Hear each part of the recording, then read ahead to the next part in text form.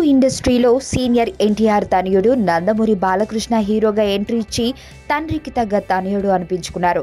గత కొంతకాలంగా ఫ్యాక్షన్ తరహా చిత్రాల్లో నటిస్తూ ఆ సినిమాకు బాలయ్యే కరెక్ట్ అనేంతగా కనెక్ట్ అయ్యారు.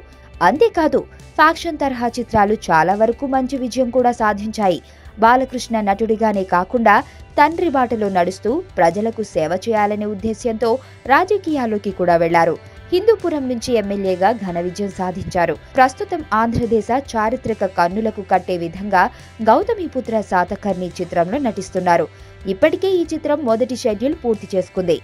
జూన్ 10వ తేదీన నటసింహం నందమూరి బాలకృష్ణ పుట్టినరోజు అన్న విషయం అందరికీ తెలుసు.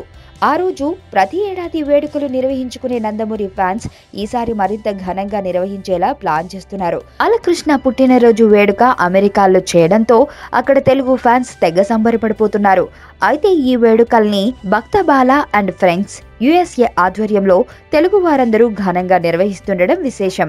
బాలయ్య 56వ పుట్టినరోజు చిరకాలంగా గుర్తుండిపోయేలా అద్భుతంగా ఏర్పాటు చేస్తున్నారు. అంతేకాదు ఈ సందర్భంలో బాలకృష్ణపై 27 నిమిషాల నివిడి గల స్పెషల్ డాక్యుమెంటరీని రూపొందిస్తున్నారు.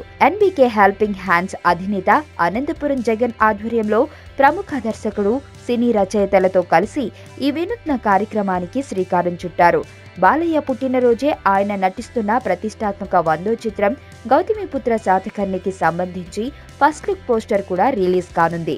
అంటే ఫ్యాన్స్ కి డబుల్ బొనాంజా అన్నమాట. వైలెన్స్ లేకుండా చూడగలిగే లవ్ స్టోరీలు ఎప్పుడు వస్తాయి కదా. నీలో ఈ కోణం కూడా ఉందని నాకు తెలీదు. Adventure time. నిన్ను పెళ్లి చేసుకోవాలి. ఐశ్వర్య తెలివిగా చంపాలి. నాకు తెలిసి ఒక్కడే శత్రువు ఉన్నాడు.